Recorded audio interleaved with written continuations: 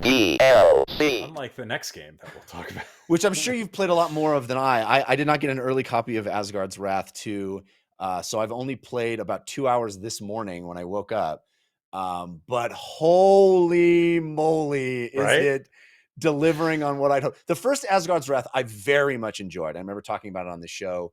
Sinsara Games really, I think, set out to make that thing that I've wanted, I think a lot of people have wanted with VR, which is like, a sort of Zelda-like or a big immersive action RPG where you're doing lots of different kinds of things, in this big uh, complex world with deep storytelling. And I think Asgard's Wrath 2, from what I've played of the first 2 hours, really seems to indicate they have gotten there.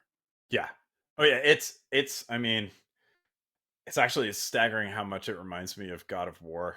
Yeah. Right. And how inverted it is, right? Where Yeah. it's I mean, it's all the same Odin and Freya and yeah, no, it's all the same guy. Yeah. Instead of a Greek god coming to Norse mythology, you are a Norse god coming to Egyptian mythology in this Right. one. Yeah. And and my goodness, is there a lot of game here? I played it yesterday. I've put like a little over 4 hours into it. I played it till my headset died twice. Like, I played it until I got the warning, and then kept playing, and then got the second warning. It was like, okay, I don't want to short this thing out. But that's how good it is, gang. Like it's a lose yourself, just one more fight, just one more thing to do. It comes with the roguelike Valhalla mode intact from the jump. So very early on, you get this rift mode that you can go into and just start going and fighting, and having a whole separate progression tree and all of that. And the only thing that I don't like about it is the kind of Souls like players can put them projections of themselves. I think I may turn that off eventually, because boy, there's just a player popping up all over the place, just waving at you, just waving, or like doing the like walk like an Egyptian dance, and you're just like, okay, I think that dance is actually considered racist now. I don't know. Yeah. But like there's a distracting element to that. That aside, though, this is Half-Life Alyx, like, for the Quest. This is a moment. This is I was very skeptical at how many hours I would be able to put into this game, or like, because I'm skeptical of how many hours I could put into any game. I don't know that I'll ever beat it. Yeah, But I supposedly know that I'll play 30 it a long plus time. hour campaign, right? Yeah, and some folks are saying 60 to 90. Wow. And it is a nightmare for someone like me who has like the OCD completionist instinct. This is why like Baldur's Gate will take me so long. I just spent 4 hours in the sewers. It's like I see something. I literally, in the second chapter, I don't know if you got to this point, Jeff, but there's a point in the second chapter where you're like walking along in the desert, and there's all these like there's little things to climb off to the sides and distract you from the main mission. So you kind of go off and you keep doing these things, and then you find like a hole like below hip level in the ground, or like in a wall, and you're like, well, I can't, there's no duck mechanic in this isn't a stealth game. But what happens if I press the dash button and you just like slide into the hole and come out the other side into an enemy base, and you're like, what that was awesome. Can I just slip back and forth through this hole? Because every mechanic is so tuned. I think this is a game that I think I'll want my team, and I think all teams working in VR should be studying, because it represents, much like a Zelda game or a Mario game represents, a sort of massive investment from first party to demonstrate everything that their hardware can do in a best case scenario. This is I have no idea what Meta spent on it. And full disclosure, like, I work at a company that produces awesome VR games, and so obviously I work with Meta on things. So call me a shill. But I did get a code provided with my Quest 3. But I love this game. This game does demonstrate what the hardware is capable of. Are the textures where they were at. I think Jeff, you and I were the two people who played Asgard's Wrath one. I don't know Right. Right. anybody else Yeah. who even had the 250 gigabytes on their hard drive that were required to download and install the game. Um, but so it does it, does it look as high fidelity as Asgard's one or as Alex? No, but you're not playing it on a beefy GP. You're not Um, tethered. Yeah, it's yeah.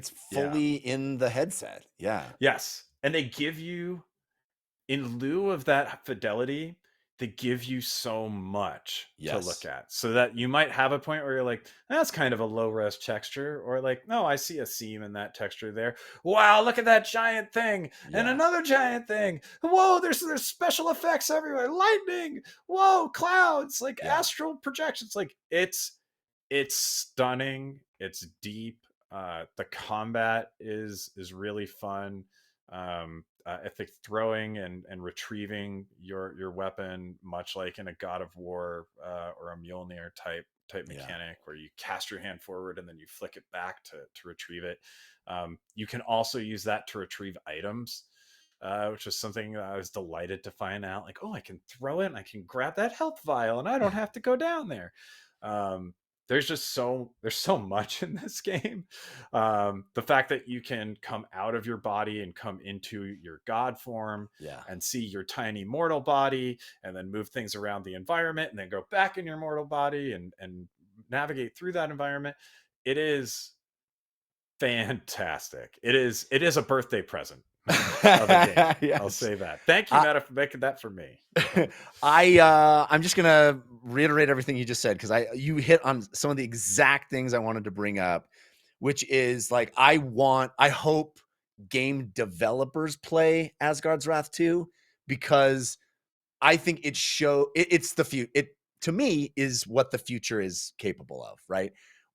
It is, as you said, every interaction, every little mechanic is so perfectly tuned, and it feels good to do everything in the game. The dash feels good. The fighting feels good. Throwing stuff feels good. Climbing things feels good. Moving throughout exploration feels good. Like all of it, it just feels awesome to be doing it. There were a couple of moments of like, this is the dream I had about being inside a video game. I'm inside Yeah. Zelda right now. I'm Yeah. inside that experience. I'm doing the stuff, and rooms with enormous traps, and I have to jump. There's wall running in this game in VR. And it feels awesome. It's so cool. And it's I, so much better than the first one. yes, It's it's like so much better it's than the right. first one. Such an example of a team like taking the notes, like looking at Yes. what they did, and then saying like, we can do everything better. Everything can be better. 100% agree. I really appreciated that first game, its ambition, what they were trying to accomplish, but some of the things kind of didn't feel great, and it didn't work Yeah. all the time, and I was kind of struggling with things. And this game, everything is tuned, everything feels good, and like you said, the world is vast and interesting, and you're in these huge environments, and they use scale in a really cool way. I mean, even the first, when it's like, hey, do you want to hear about what happened in the first game? The way they convey that story, you climb on this giant raven and you're flying through the Yeah. story as it's happening all around. It's just like so thrilling and awesome. And the game is big and deep, and there's tons of stuff to find and do. And the story, dude, there's a sequence right at the beginning where it's just a cutscene.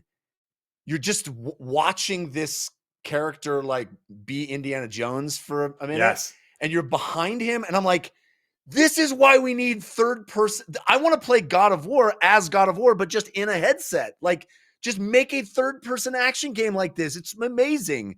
Um, yeah, Asgard's Wrath. Like I said, I've only played 2 hours, but I'm blown away so far. You can just put your headset in a backpack and go somewhere, Yeah. and you get this experience. You don't have to have a computer at all to play this, and it still looks great.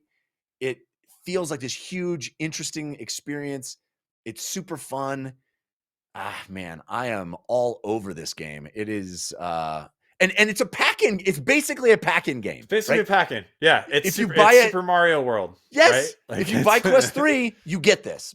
That's yeah, it. You get it for buying a Quest 3. So it really is that, Super Mario World, or it is the proof of what this hardware can do. And I think on that level too, it's just a triumph. yeah. And if you don't have a Quest 3, if you have a Quest 2, and I know there's like millions and millions of people out there with Quest 2s, Yeah. like, is this worth a $60 purchase? Absolutely. Like, it plays, for what reports I've heard, it plays very well on Quest 2. There are no, they have not made Quest 3 specific enhancements aside from like the refresh rate. But there's a solid frame rate. You get all the same graphics, just at Quest 2 resolution. Yeah. So it's worth playing whether you have Quest 2 or Quest 3.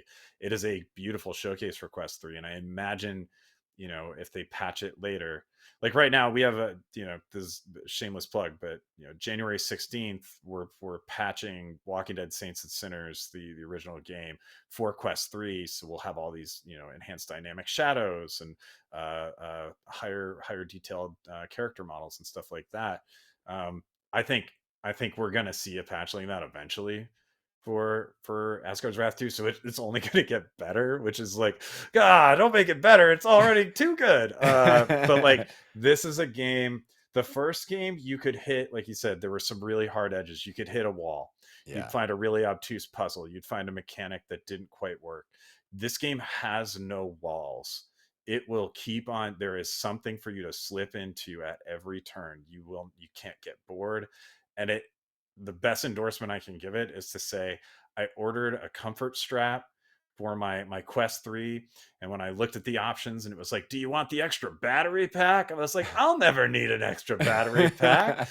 Like, I'll just plug it in and come back later. This game made me wish I had that extra battery pack, because when it died the second time last night, I was like, no, no, I want to keep going. And I thought about getting a battery and plugging it in and doing the Apple Vision Pro thing and like wearing it on my hip. Like, it's that good.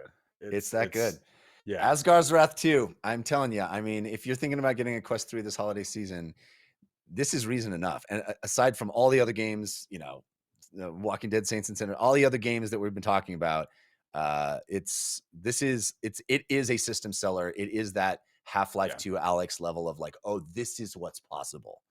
yeah. Yeah. Gameplay, I think, as I'll go out on a limb, it's pretty close to as good as God of War. Like, it Yeah. is it is like, if you're like, I wish I could just be in first person in God of War, you can, and it's called Asgard's Wrath 2. Like, It's really funny how that DLC came out the same week that this game comes out, because it really invites that comparison. I mean, you're throwing your axe and you're pulling it back, you're doing all those Kratosy things and more.